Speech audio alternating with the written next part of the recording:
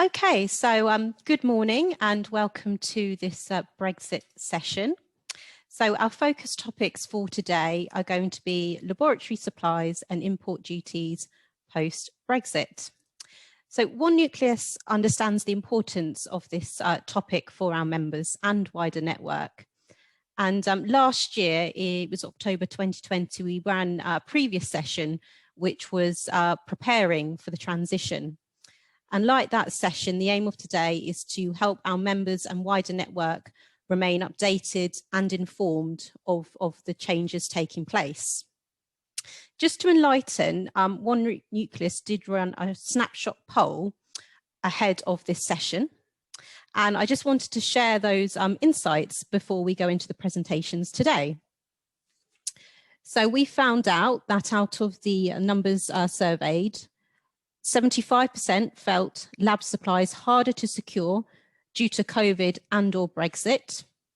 Around 50% felt prices had increased significantly, and around 50% felt guidance around import taxes and duties unclear. So clearly there will be listeners on our session this morning who have been impacted to varying degrees. So we do hope the session does help to answer some of your key questions. I'm delighted to be joined on our session this morning by Tom Nicholson, Vice President and General Counsel at Thermo Fisher. Tom will provide an update of what they have seen so far in terms of impacts on supply chains and other changes that are expected to come in. And just to highlight, Thermo work with a lot of our members, so these insights are very valuable. I'm also delighted to be joined by Alwyn Hopkins, Director and Senior Consultant Global Trade at EY, and Cara Donegan, Senior Manager in Direct Tax at EY, who will be presenting on custom duties and VAT respectively. Just to go over the format, so there'll be a presentation from Tom, Alwyn and Cara, and then post-presentation there'll be time for questions from the audience. Please use the chat box to submit your questions during the presentation. And then at the end, as the moderator, I will pick these up and invite the audience to unmute and to share their questions. If you'd like to submit them privately to me, that's also completely fine. And I am recording the session this morning as well. I think I just saw a question go into the chat box. So yes, we will disseminate that to attendees after the session. So with that, I'd like to hand to our first speaker today, Tom Nicholson. So Tom, over to you. Thanks. Lovely. Thank you, Alicia, and good morning, everybody. So yes, I'm going to give you a little bit of the industry view, as it were, on of what we've seen post-Brexit, and we'll run through a little bit and then hand off to our colleagues in Ernst & Young to cover their piece. So let me just check I can work the technology. Yeah, so I'm going to flick through these. Every presentation, has the normal things. So we are, Thermo Fisher Scientific. I think of ourselves as the world leader of serving science. We have a number of brands that support science through the, many of which are around the brands of the products that we sell. I'm here supporting from the Fisher Scientific part of the business, which is highlighted in blue. And many of you will know us as the lab supply or the broad lab distribution arm of the company, and we sell. Our job really is to provide our customers with that sort of one-stop shop solution for scientific products, which takes some of that procurement burden off your teams and gives you a single solution, as it were. And we've been, we've got some of the value prop here stuff, which I'll flick through.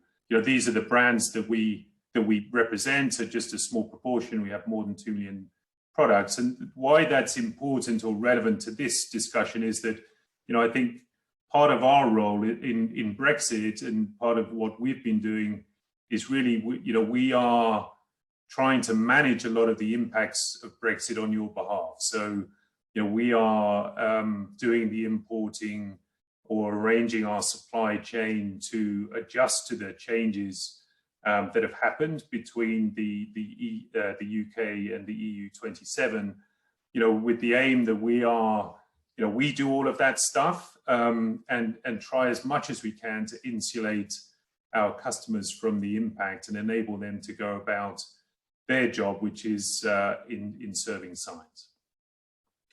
We have had a long-standing relationship with One Nucleus. We have a purchasing scheme in place with you guys, and we're very proud of the association and the work that we do. So thank you for that. Okay, so just going on. So this is the slide that, Alicia said that we did a session a couple of months ago, and this is a slide that we put up. Say, okay, well, what was this going to mean? As we thought about Brexit, what were our expectations? And the things that we, the reflections that we had was, well, when you think about the lab supply market, it's still very fragmented. A lot of suppliers, some large, some small. But within Europe, I think everybody over the years, and in the same in many industries, had really, optimized and got used to the fact that it was a single market and that things could move around quickly. So a lot of suppliers, didn't feel the need to, change their manufacturing locations because they were able to ship everywhere in Europe. And so when we looked at, in our preparation, we looked at the portfolio and the sales that we had to our customers in the UK and sort of tracked back and said, okay, how much of the product comes across that border? Then it was at least 40%. In fact, it's probably a little bit more, 40–50% of the product that was being sold into the UK market was being sourced by us from suppliers in Europe. So, historically, the industry had benefited and adapted to the single market. And the imposition of the new border, it was inevitable that it was going to create some level of additional friction and cost because, all of a sudden that freedom that everyone had got used to was being interrupted. And the main, and we talked about this at the time, that border, the impact of that border going up was that, irrespective of duties and everything, and things like that, everything that crossed that border became technically an export, or an import, depending on which side of the border you were, which and that additional paperwork and additional formality, creates it immediately changed the nature of that transaction. And in terms of scale, we were, as a business, we were pre-Brexit, we were managing around 15,000 imports per year. So these were mostly imports coming from outside of Europe into Europe. But then with Brexit and this border going up, that dramatically increased. So we are now managing more than 120,000 import transactions per year. And that, irrespective of some of the other financial impacts that we'll talk about, it just gives you a sense of the additional administration and effort that we're dealing with. So that was kind of how we were thinking about it. And so what did we do to prepare? So, just as we took it pretty seriously, and we had a number of false starts with Brexit, as everyone knows. So we had a couple of goes really at our contingency planning as well, and it would be good to think that we got better, every time we tried. But we had a very strong corporate engagement across our company in thinking about Brexit and what it meant to us as a business. Now we are one part of a broad corporation that enabled us to take advantage of assets and resources and expertise across the business as we developed those mitigation plans. We anticipated that there was going to be challenges at the border, and that some of that challenge would result in delays. So again, in the interest of trying to insulate our customers from that, we brought in around $4 million worth of additional buffer stock for many of the fast-moving items, again to try and if there were delays in shipments coming in, that we had increased stock so that our customers were insulated. We changed some of our product flows again, so we looked and we said, okay, where can we minimize products crossing the border? And in some cases, some bits of our company moved some of their stocking locations. So product that previously had been centrally warehoused in Benelux, for example, were moved. The UK demand, as it were moved into the UK, again to try and minimize the number of transactions or shipments having to cross the border. And then we had to increase teams. We had to add people and expertise to our teams to manage the increased workload. And a key area of that was around the teams dealing with those import and export transactions and the additional formalities that created.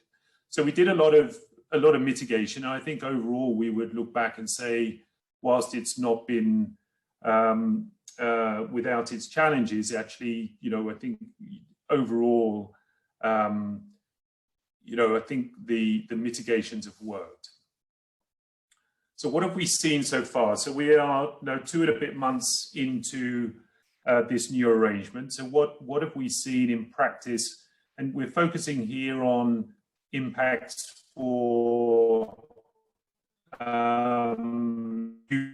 based customers. So the 2 biggest things are really delay and costs. So in terms of delays, we've seen there is an average sort of 1 to 2 days in delays in shipment times, and some of it, remember, the new rules came in place, were announced really just before Christmas, so there was very little time to adjust it. And so it was inevitable that there was going to be a little bit of a challenge as people adapted. So there was an adaptation period to the new rules. And I think for some of our, some elements of the supply chain, particularly the shippers and brokers, there was a volume impact as well that I think they were maybe a little bit underprepared for as of 1st of January.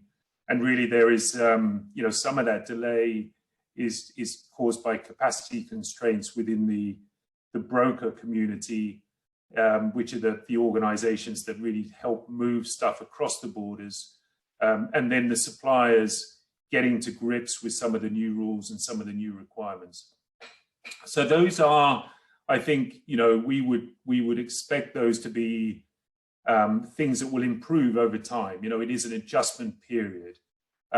So I think, those delays are continuing. We would expect those delays to continue probably through, I would say, until mid-year. But it will improve, and the system will settle down. It'll develop the capacity to manage. And in the meantime, I think in most cases we've managed to be effective at insulating customers via buffer stock. There are other challenges which are more COVID related, and I'll talk about that on a future slide, because challenges still remain. But from a Brexit perspective, we feel that we're doing a pretty good job in managing that. From the cost side, I think there was when the deal was made, there was which was a deal is the deal was good, right? A deal, it was better than no deal for sure. I think it's clear that for our industry anyway, and for the products that are in scope for us, it was not as free as we would have liked it to have been. The default on the free trade deal is that duties will apply to shipments crossing the border unless the products meet the relevant rules of origin. And We may talk a little bit more about that later with E&Y, but effectively the goods need to have sufficient connection with either being manufactured or deemed as origin in the UK if they're going into Europe, or vice versa, deemed of EU origin if they're going into the UK, to qualify for zero rates. Now, what we've found is that in practice, many suppliers, again, the rules came out late. Many suppliers are not in a position to be able to determine at this stage whether their products meet the rules of origin or not. And so, in fact, only a very small proportion of our suppliers have been able to give us that confirmation at this point. And so in effect, we are, in almost everything that's crossing the border today, we are paying duties, and the duty rate fluctuates. It depends on the particular category, but it is around 3 to 4% on average. It sort of fluctuates between that range. We do think that over time, I think a higher proportion of product should start to become duty-free, because suppliers have been able to go through their internal reviews and the reviews of origin and indicate whether their products meet the requirements. But it's not something that we're seeing a lot of quick movement on from our suppliers. So at this point, we are, we've got a pretty active engagement process going on with our suppliers to really push them to do that as quickly as possible. But at this point, we're paying those duties on imports.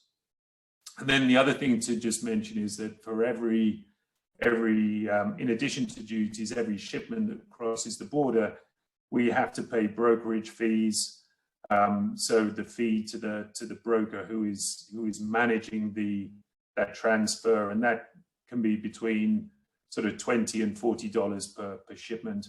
And from an internal administration, as I said, we've added between sort of 5 and 7 people internally within our business unit in Europe to manage. So it is I think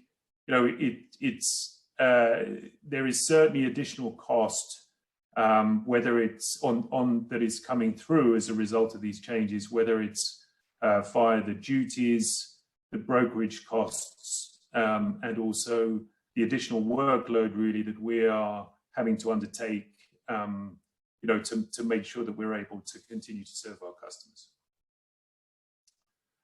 So just moving forward, so what's next? So just to give you a little bit of a heads up. So, there are some, the UK border, so goods coming into the UK. The UK sort of deferred a couple of elements of the controls. So they were being phased in. And so we get a next set of controls that are due to come into force on 1st of April, and then further controls on 1st of July. So there's a sort of a, stepping up, as it were, of controls in some areas. One that I think is relevant or potentially relevant to this group is around animal byproducts. Now, animal byproducts includes, it's a pretty broad range of products, including, foodstuffs, going all the way down to some of the things that are more relevant to this team, which is, things like serum and, which is used in cell culture. So the animal byproducts will become subject, or are due to become subject to additional rules from 1st of April, which will require, and a lot of the changes are around sort of phytosanitary controls, making sure that products coming into the UK are free of disease, etc. So that's the basis of the rules, but it will require, it adds additional administration onto these imports, and will require the manufacturers to provide various certificates of safety, etc. And in some cases, physical checks will happen. So I think just a heads up really that, these are potentially new, first of all, when these new rules come into force, we would expect that there are going to be some bumps with getting these products into the UK, because what we'll find is that suppliers may not have been aware, they weren't ready, the documentation is not in the right shape. And so there will be potentially some disruptions, again, on a short-term basis while some suppliers adapt to getting those products into the country. So one thing just to think about is, is this something that you use a lot of? And if so, have a think about whether it may be worth trying to get a little bit of buffer stock into your facilities, just in case some of that disruption happens. There has been a little bit of talk in the press about whether the government will delay some of those changes. No word or decision on that yet. So we'll see whether the 1st of April is the actual date or whether it gets pushed back a little bit more. Okay, I'm going to be pretty quick here, I think. So just to reference, I think there were a couple of questions that came up that came to us via the One Nucleus team around other things, other supply chain issues. So we're managing Brexit, but there are clearly other challenges, supply chain challenges, continuing, many of which are not really related to Brexit, but more related to COVID. So I just wanted to sort of highlight two of those things because, there were particular questions that came up. So PPE, disruption continues. We're continuing to see challenges with certain categories of PPE. It's been going a little bit in peaks and troughs, but nitrile gloves, I think, which is something that almost all customers use in some form in their operations, is a real challenge at the moment. Most suppliers of the traditional suppliers are really struggling with supply, and all of their channel partners are on allocation at the moment. So there's shortages, and also there's been fairly significant cost increases that have come through from those suppliers. We're also seeing peaks in demand for things like FFP2 masks, which are the slightly more protective face masks for COVID social distancing, and also some basic things such as lab coats and chemical resistant apparel. So some of this we're expecting to continue, but I would encourage you guys to work with your Fisher Scientific reps. We've again been able to bring in a good availability of buffer stock to try and support our customers through this. Lab plastics, there's a couple of bits on lab plastics which are particularly challenging at the moment, filter tips and microplates. And really the story here is that these are being sort of soaked up by governments for use in the COVID testing programs. So it's really put enormous strain onto supply chains over the COVID period. And it's led to, again, a lot of challenges with these products being on allocation. So, it's something that we're very aware of, and we're trying our best to make sure that we're allocating products to customers really in a fair way to make sure that we're meeting their needs. It is going to continue to be a challenge through the next months. But there are a number of different brands and ranges available. So again, if the particular products you use today may be a challenge, come and speak to us. There may be other brands where there's more availability.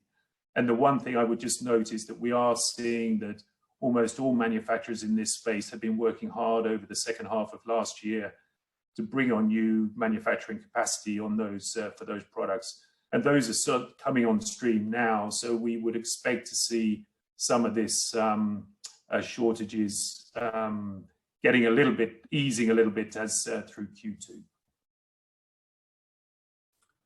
So guys, that was a very quick run through, but I'm conscious I'm probably taken too much time. So there will be hopefully some time for questions at the end, but I'll hand over now to our colleagues at EY. Thank you indeed. Thanks very much, Tom. Yes, please continue to drop your questions into the chat box and we'll pick those up at the end. So now over to Alwyn and Cara. Thank you. Yeah, hi, thanks for that, Tom. I think it was a good update. And Tom's actually already touched upon some of the points that we'd usually include when we're giving updates on UK-EU trade relations. So in particular, he's mentioned the EU-UK Trade and Cooperation Agreement, or TCA, which is the new trade agreement between the UK and the EU. And he's also mentioned some of the importance of customs duties, rules of origin, administration, and some of the implications of those as well. So I think that's really good.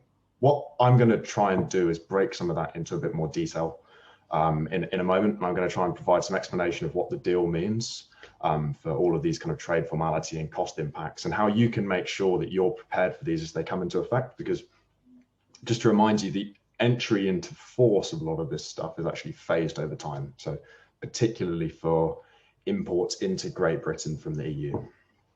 And what I'm going to be doing mostly is talking about goods entering GB from EU or going from GB to EU. The reason for that is that goods going into and out of Northern Ireland, while they are impacted by the agreement, so they're impacted by the TCA, they're also subject to the Northern Ireland Protocol, so that's got some really specific flow impacts, and it's probably not, you know, one for this presentation. But I think my email addresses will be shared, so if you do have any questions on that, feel free to drop me a line, and I'm happy to pick up. So anyway, I'm going to be mostly talking about these goods going from GB to EU and vice versa, and I want to talk about trade compliance impacts and the deal. But before I do that, I wanted to touch upon the kind of criticality for life sciences businesses of getting a lot of this right. There's a lot of new documentary requirements, and making sure that you're ready for these as we go into the second half of this year under the GB border operating model. Compliance burdens are only going to increase, basically, for EU to GB trade. I'm sure you all know documentary formality requirement failures can cause border delays, delivery issues. We've talked about that 1 to 2 day delivery delay that Thermo Fisher are facing. And for some supply chains, that can actually be really, really key. So if we think about temperature sensitive deliveries, things like cell cultures that have to be delivered on dried ice, you really want to be avoiding any kind of delay there where you can avoid it. So just to get to where we are now, as we've mentioned already, trade between the EU and the UK is now governed by the TCA. This is the agreement that was agreed in December. While the agreement is in force at the moment, it's actually in provisional application. So that means that it's been provisionally applied, but it hasn't yet been formally ratified by the EU. The EU deadline for this formal ratification is now extended. It was meant to be the end of February. It's been pushed back to the end of April now. So if you're interested in the kind of formal procedure behind all of this, worth keeping an eye on that, although I don't think the operational impacts will be major at all, if any. In terms of what's in the agreement, it provides for trade with zero tariffs between the UK and the EU, but provided that, of course, rules of origin are met. And Thermo Fisher have given us a nice update on kind of how some of those impacts shake out from their perspective.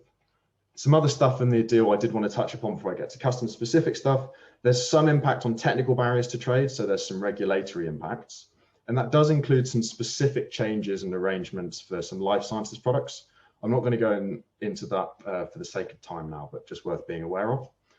The agreement also does things like it facilitates road haulage and air transport, which otherwise could have been disrupted. I won't go into that, and allows for UK access to some kind of EU programs and government procurement tenders. I think the big thing about the deal that we do need to be considering, though, is what's not covered in it. So most of the emissions were probably to be expected.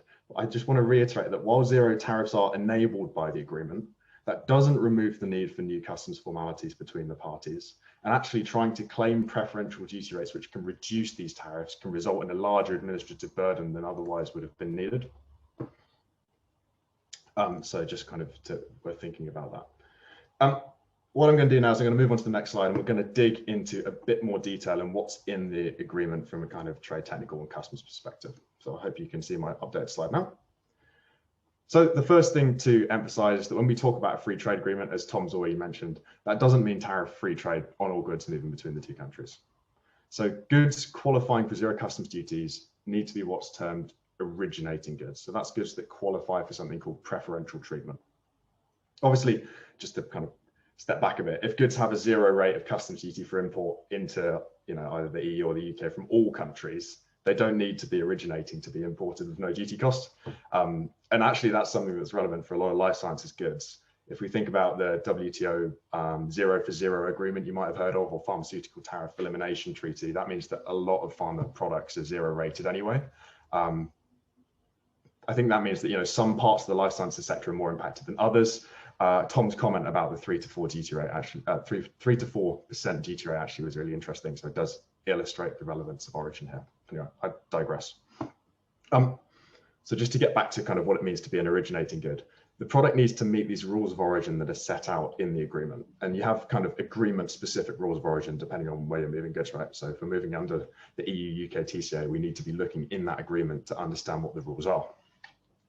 In terms of what those rules look like, there's 2 types. So there's general origin rules. So this might be something like a wholly obtained good. So I have a sheep that was born and bred in Scotland. It's probably going to be a UK sheep. But then there's also product specific origin rules. So these are the ones that we typically talk about when we talk about rules of origin. The rules for the most part are broadly comparable with other FTAs. So for example, CETA between the EU and Canada, or UK, Japan, so on and so forth. And I just wanted to kind of briefly talk about what they look like, because a lot of people talk about, rules of origin, but they don't think, okay, so what are the rules? So in terms of product specific origin rules, for most classifications, these look like either a requirement to demonstrate a certain level of difference in the tariff classification of the finished product from any non-originating raw materials, or they look like a maximum percentage in value, that is, of non-originating materials in the finished product. So the former of those types of rules that I just mentioned is what's called a change in tariff heading or a change in tariff subheading rule. And the latter is what's called a max nom rule, catchily named. Anyway, so just in terms of what these originating components are for the purposes of the agreement includes some basic bilateral cumulation provisions, and that sounds scary. I'll explain what that means. Basically, it means that UK and EU originating materials can be included as originating in origin calculations. So if I'm sending goods from UK to the EU and I want my goods to be UK originating, for the purposes of the agreement, I could also have EU goods going in and counting as originating.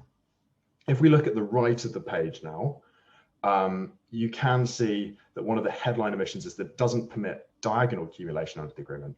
So this means that if I put materials from a mutual FTA partner, so let's say Swiss originating materials, into something that I'm manufacturing in the EU and then sending to the UK or vice versa, these inputs wouldn't count as qualifying content for my rule of origin calculation.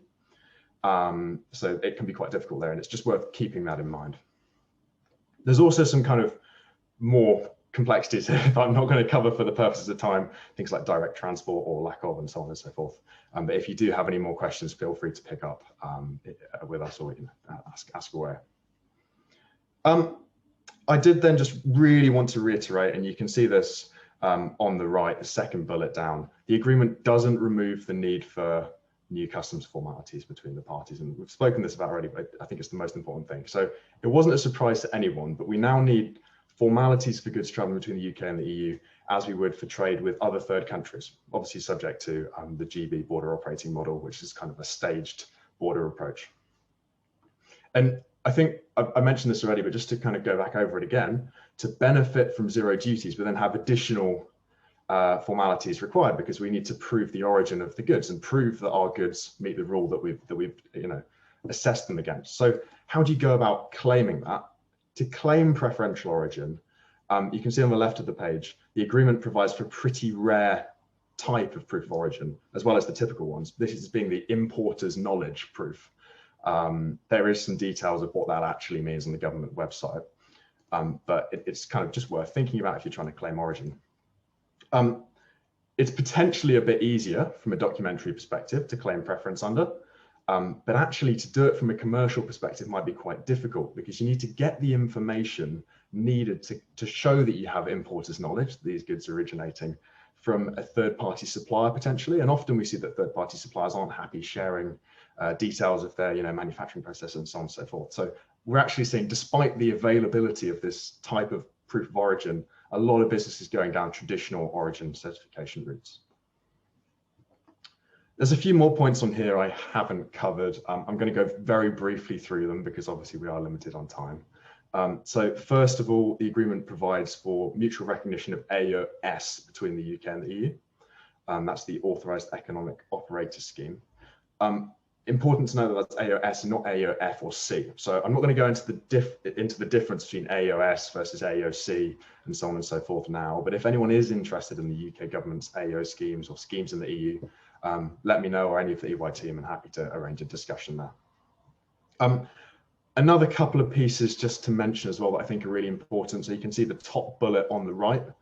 The agreement doesn't really limit trade remedies, so things like anti-dumping duties being applied on either party by the other. So for example, the EU could in theory apply an anti-dumping duty within the bounds of the multilateral system on goods coming from the UK and vice versa.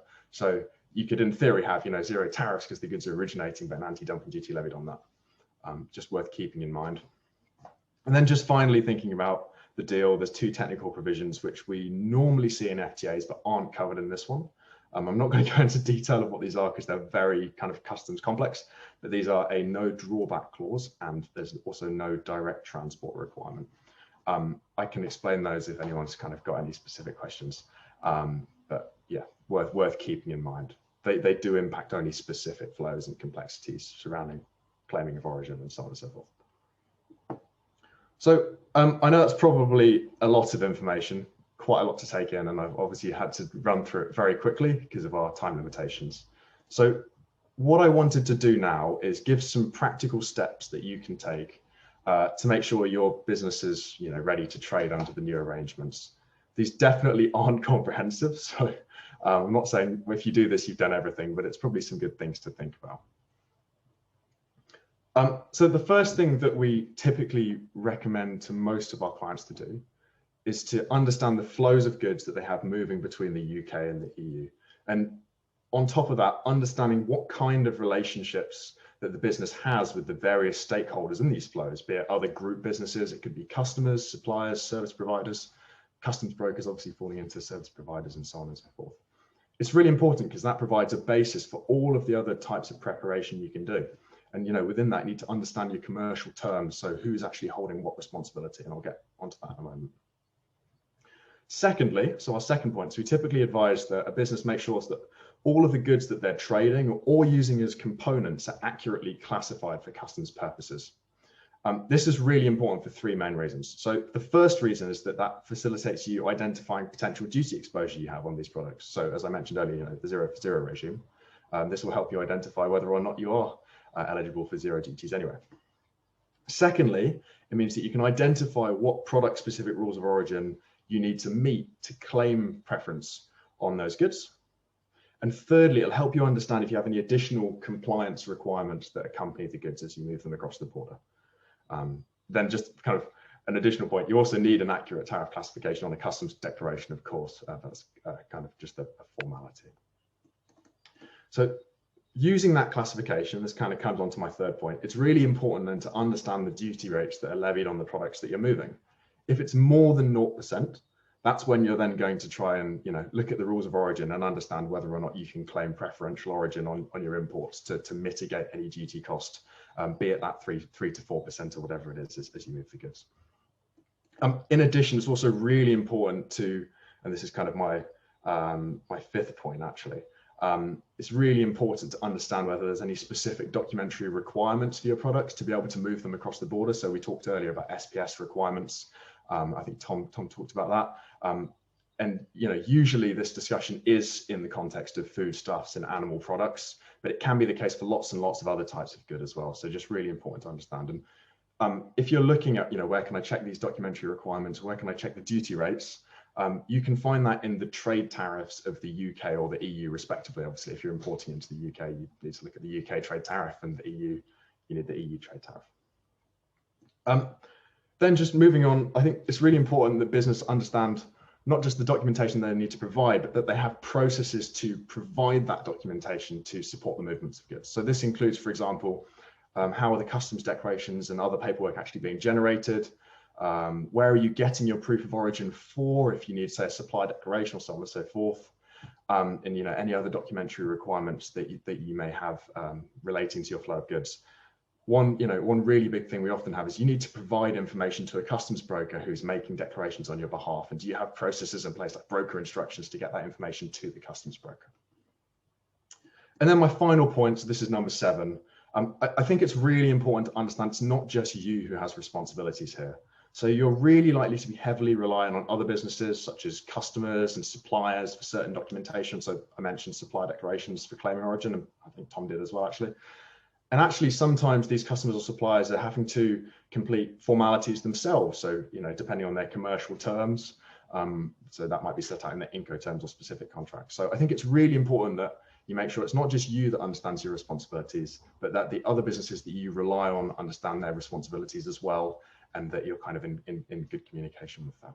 So I think that's probably me out of time. I'm going to hand over to Cara now for a VAT perspective on the implications of Brexit. Brilliant, thanks, Alwyn. No problem.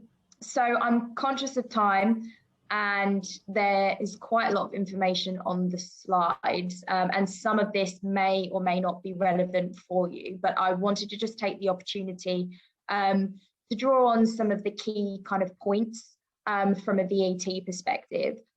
So HMRC have introduced postponed import VAT accounting. Now, this is an optional, so it is available to all UK VAT registered traders.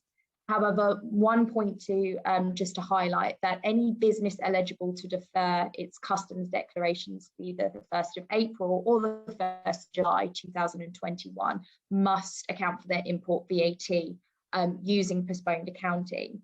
So I guess in a nutshell, the postponed import VAT accounting is a really good cash flow solution for businesses.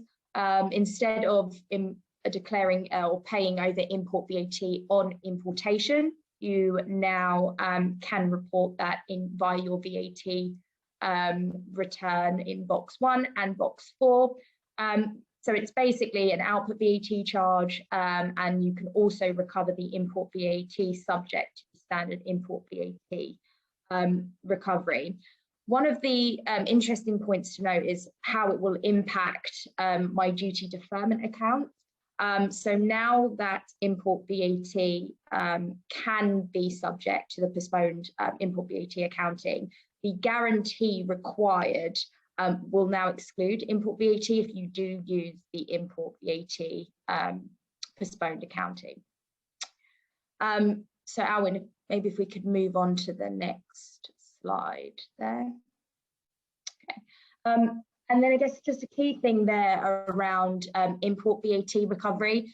So not necessarily on this slide, but something that I did just want to highlight.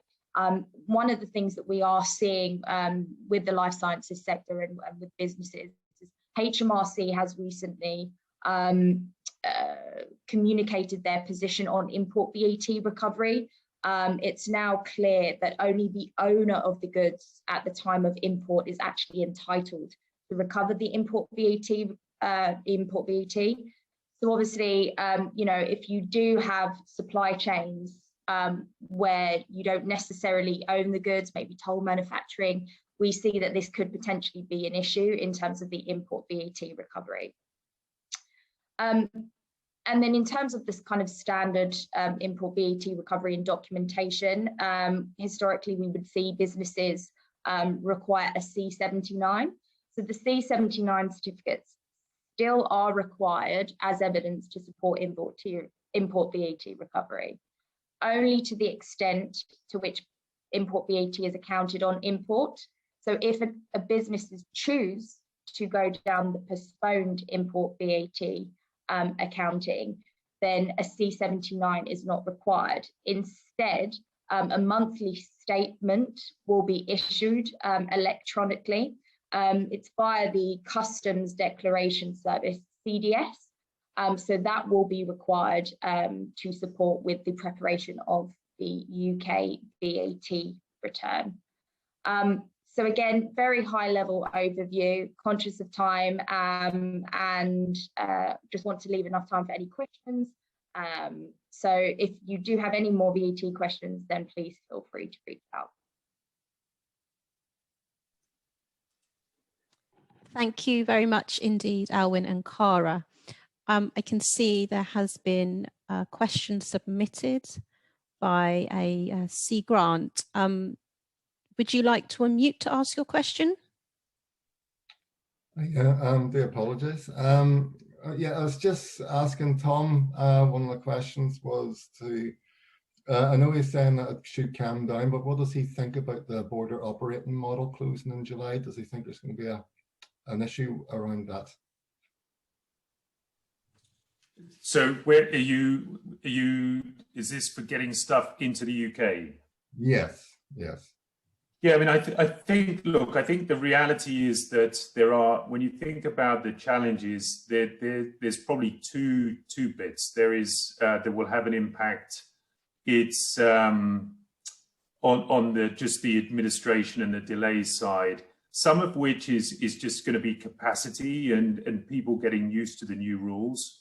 Now, you know, people getting used to the paperwork, etc., and adjusting to that is something that you sort of feel is going to be a blip that will smooth out over time.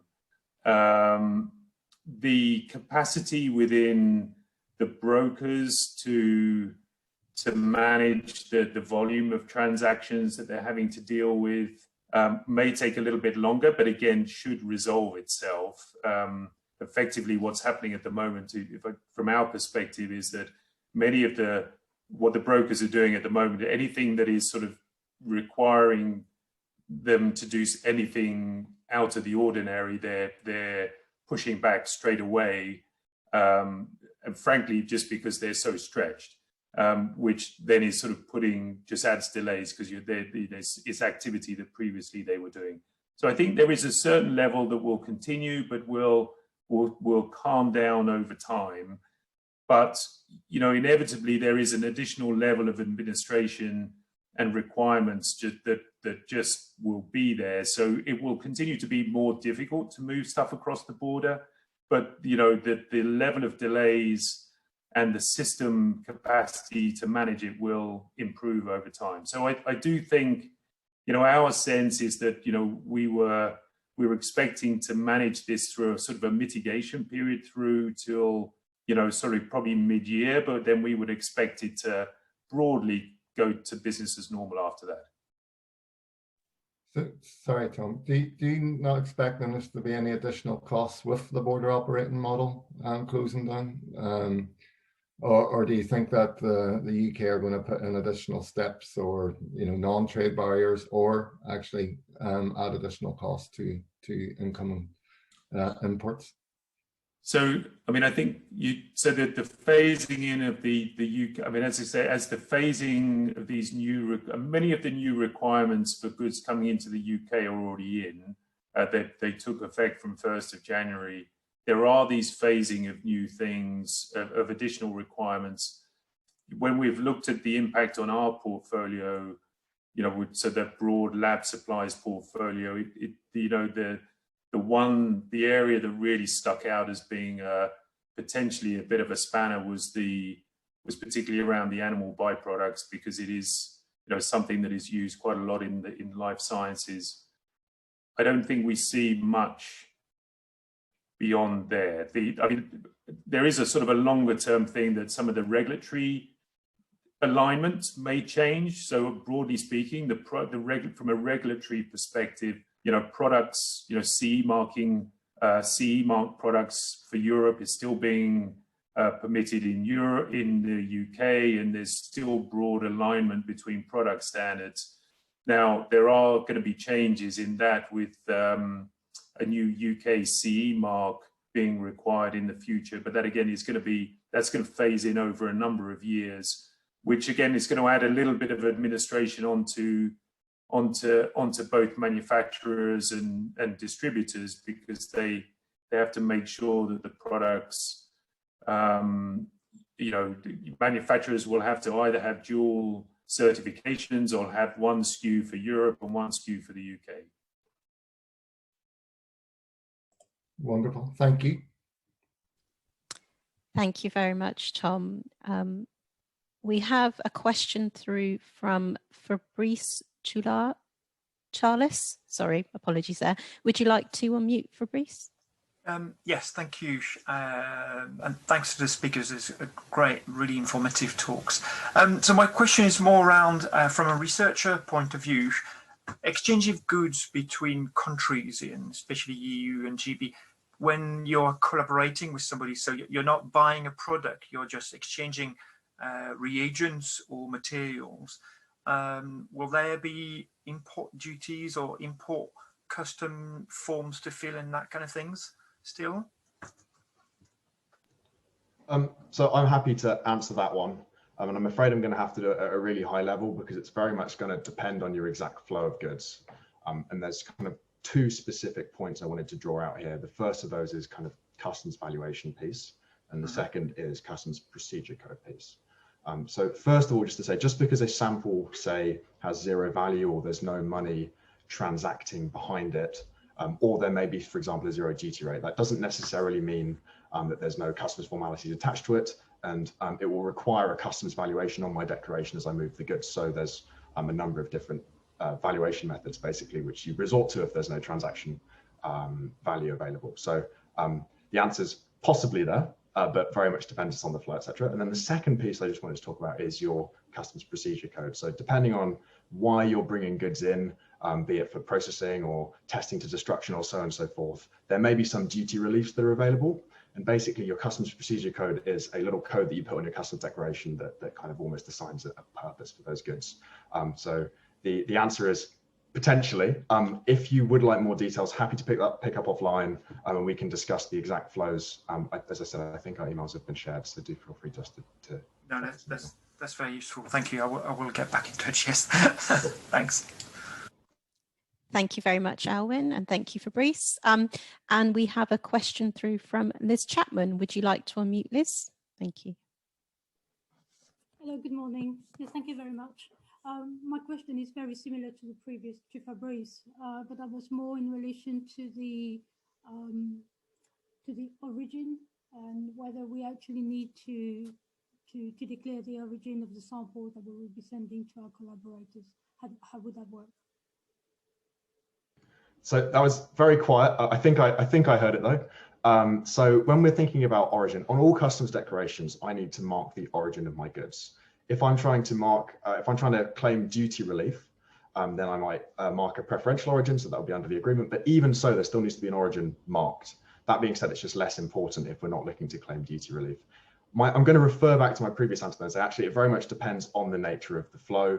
If you've got a good entering a country and then departing again, you may be able to use certain procedures which would negate the need to try and claim preferential duties and claim duty relief. So once again, I'm afraid it's very much a flow specific question that is best picked up offline, and happy to do that. Yes, that would be wonderful if we could pick it up separately. Thank you. Of course. Thank you, Liz. Thank you, Alwyn. I noticed there was another question through from C. Grant based around free ports. Would you like to unmute to answer that? Yes, I do apologize for too many questions, and I'd like to say no need to apologize. It's good. No, it's just I know there's a lot of conversation around free ports, and I just wanted to see what the group thought. Is it worthwhile to look at these as an option, and will they actually have to be based on EU rules similar to the EU free ports that are already in operation as well? So I know that's a question for the group, and I'm happy to give a lecture on free ports. But if anyone else wants to come off mute and give their thoughts first, that's okay. If not, I'm happy to give my thoughts. I'll give everyone a 5-second rule.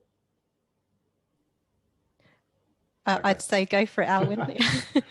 Absolutely. So if you're interested in the free port rules, the best thing to do is have a look at some of the documentation that's available online. So as you will have known, the UK government basically did a consultation earlier in the year about what the future of UK free ports should look like and what kind of rules they should be abiding by. Of course, we're not in the EU anymore, so they can abide by different rules, and the UK government has the power to set those. So there's a few documents you can have a look at if you're interested. There is the consultation, request, there's the consultation response, and if you just Google kind of Freeport consultation, you'll find that online. The really interesting one from a rules perspective is to have a look at the Freeport's bidding prospectus, and that's basically what, and that's available online as well. And that's basically what potential Freeport is looking at when they're looking at what they're going to need to kind of meet, or what obligations they may have if they're going to become a Freeport and ultimately have a successful application to be one with the UK government. So loads of documentation there. The reason I'm not going to give you any specific kind of rules or anything is because there's just so much to it. For example, there's customs rules, there's customs potential benefits as well, but there's also direct tax and other indirect tax potential simplifications as well, which are still in consideration. As I said, have a look at the documents, and as always, sounds like I'm going to be getting a lot of emails after this call, but feel free to get in touch, and happy to have a discussion. Once again, thank you very much, Alwyn. Yeah, please do submit questions. It's your session to use. I think we've covered all of those that have come through so far. I actually had one for Tom, and it kind of leads back to last year's session. Tom, you'd highlighted some of the suppliers you work with, perhaps the smaller, more niche suppliers who was sort of supplying the niche products might struggle more in terms of mitigating impacts or staying atop or kind of adapting. Do you have an update in terms of how those kind of the long tail of suppliers, how they're adapting? Yeah, I mean, I think where we have actually, it's interesting. We've seen problems across the board. I mean, I think so. The two different things. So what we've seen is that we have had to work quite hard with the smaller suppliers who previously would have shipped, maybe they'd have shipped from Germany to UK and it wouldn't have been a problem.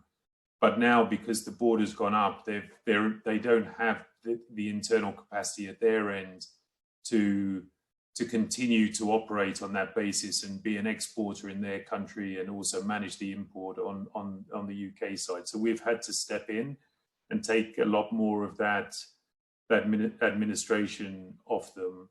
And then when it comes to the preferential, the duty rates, these rules of origin, I think we would expect the big suppliers, the big global corporations to, work their way through that. I mean, it's not simple. They have to understand, look, SKU by SKU, product by product, through their, bill of materials, etc., to be able to, go through that process. But it's not simple even for the big companies. So I think for the small ones, they're just struggling with it. So, I think, yeah, that it's a change, and I think some of the smaller players will struggle longer. And from our perspective, that's where we've tried to step in and do a little bit more to, frankly, to be able to continue to sell their products.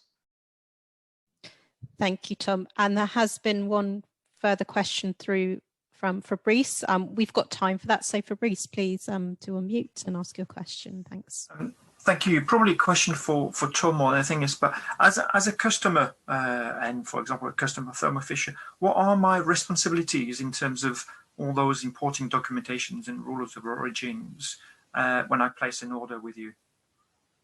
So if you're buying from us, and this is, it was, the sort of the comment I made at the start. So one of our roles, I think, in this sort of lab distribution or this broad sort of one-stop shop supplier, we take that off your plate. So, one of the, I could, from a Brexit point of view, so I suppose one of our value proposition to customers is that you don't have to worry about that. You can just place your orders on us and let us worry about all of that in the background. And that's kind of what I've talked about in terms of the things we did to try and mitigate impacts, whether it be adding people into our trade compliance team to manage all of those formalities and the buffer stock, etc. The one impact that there will be, of course, is that because we are sort of doing that in the middle, all those additional costs, the duties, etc., we're taking the burden of that at the moment. and then there will, inevitably be some indication that prices may go up in the market because some of these costs need to get passed through. Thank you. Okay, so thank you very much. I think we're up to time now for the session. I will distribute a post-event follow-up, and that will include links to the recording. And off the back of that, if there are any further questions, or if you'd like me to put you in touch with any of the speakers today, then please do let me know, and I'll try my best to filter those requests back. So I'd just like to thank our speakers, Tom, Alwyn and Cara, again for their expertise and insights today. From what it sounds like is, even where there isn't perhaps direct monetary costs already, the administration is perhaps creating a lot of indirect costs and time. So it's certainly a very complex and evolving area. But yeah, really valuable insights. Thank you. And I'd just like to thank all the attendees as well, and wish you a good rest of the day. Thanks for joining. Thanks very much. Thank you.